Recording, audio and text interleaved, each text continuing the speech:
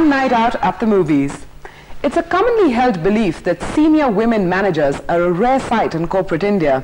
A recent study confirms this belief, but also points out that the gender equation is changing in favor of women.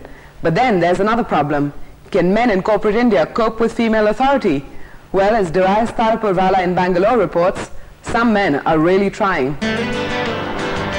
Sadhika Peerboy is the director of an advertising firm. She is one of a growing breed of women executives who are entering the ever-expanding workforce in India, and this despite the gender prejudices that have prevailed in Indian corporate society. A recent study by the Hyderabad-based consultancy group Cosmode shows that women managers make up just 2% of corporate India. And senior women executives interviewed for the study believe that women comprise only 0.5% of senior management positions. Even though Sadhika has not encountered any serious problems with her male employees, she recognizes that serious gender problems could emerge. I guess most women would come up against the male ego now and again in the course of their careers. And this is becoming a very competitive world. And a male would feel, I guess, a little hesitant in reporting to a female boss, especially if she happens to be younger than him.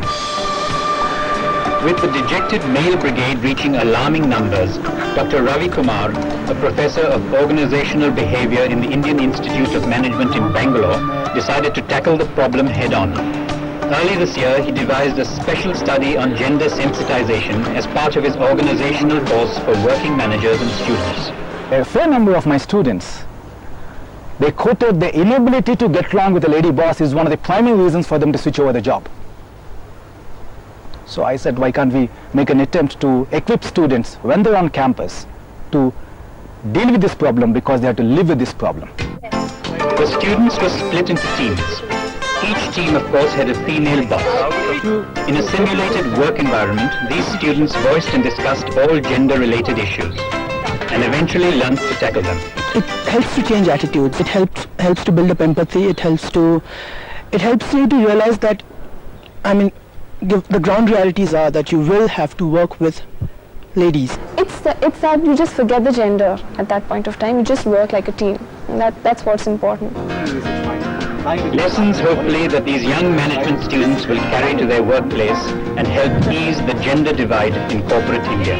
Well, we're at the end of our program, but next week do watch India Business Report on BBC World for a very special edition of the program. For the first time ever, the IBR Businessman and Businesswoman of the Year Awards 1999.